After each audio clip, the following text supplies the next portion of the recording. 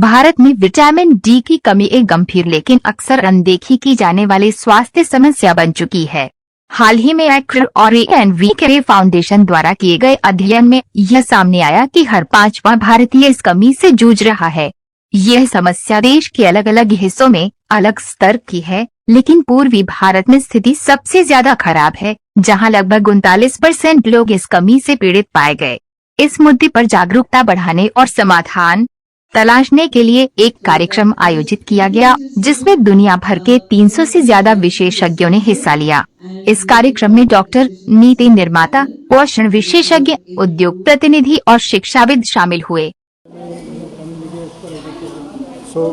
ये जो book release आज किया, रिपोर्ट बना है, ये पूरे एक साल का एफर्ट है, जिसमें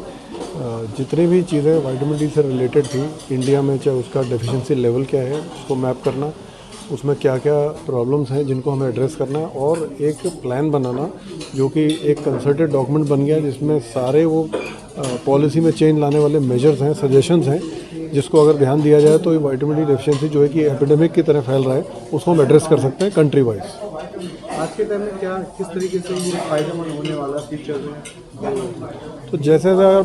पिछले 3 डिकेड्स में देखें, जैसे लोगों का हाई राइज में रहने लगे हैं, सनलाइट एक्सपोजर कम हो गया है, फिजिकल एक्टिविटी कम हो गया है, ओबेसिटी बढ़ रहा है, और कहीं ना कहीं सेडेंटरी लाइफस्टाइल की तरफ सब जा रहे हैं यहाँ, इंक्लूडिंग बच्चे, एडल्ट्स। उन सब चीज़ों की वजह से कहीं ना कहीं हमारा विटामिन डी लेवल्स बहुत लो हो गया है, और उस विटामिन डी लेवल लो होने की वजह से तरह तरह की बीमारियाँ आ रही हैं। बच्चों में रिकेट्स हो रहा है, डिफॉर्मिटीज़ हो रही हैं, फ्रैक्चर्स हो रहे हैं, एल्डरली में ऑस्टियोपोरोसिस हो रहा है, और मिडिल एज में कहीं ना कहीं रिप्रोडक्टिव चेंजेस आ रहे हैं, इम्यूनिटी कम हो रहा है, और सडन कार्डियक डेथ्स और हार्ट अटैक जैसी चीज़ें भी सारी सामने आ रही हैं। तो ये सारी प्रॉब्लम्स इनडायरेक्टली और डायरेक्टली विटामिन डी की वजह से ही हो रहा है। सर, सरकार की ओर से कुछ ऐसे प्रयास करने ऑलरेडी बहुत सारे ऐसे प्रोग्राम्स चल रहे हैं जिसमें किसी न किसी माइक्रो न्यूट्रिएंट डेफिशिएंसी को एड्रेस किया जा रहा है। एनीमिया के ऊपर बातें हो रही हैं, विटामिन ए के ऊपर बहुत सारी ऑलरेडी ये प्रोग्राम्स चल चुके हैं, लेकिन विटामिन डी का एक कंसर्टेड एफर्ट अभी तक कहीं भी गवर्नमेंट के किसी प्रोग्राम में सीरियसली नहीं आया है। इस डॉक्यूमेंट से ना सिर्फ उसकी जो क्लिनिकल इफ़ेक्ट्स हैं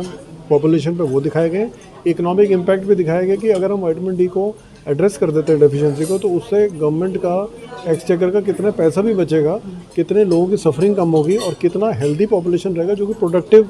पॉपुलेशन होगा और वर्किंग में काम कर सकता है। तो इस पूरे उससे सिर्फ क्लिनिकल नहीं, पॉलिटिकल, इकोनॉमिक एंड बड़े सारे जो इम्पैक्ट्स विटामिन डी के डेफिशिएंसी हो सकते हैं, और उसको एड्रेस करेंगे तो कहीं ना कहीं ओवरऑल नेशन की प्रोडक्टिविटी में इम्पैक्ट होगा।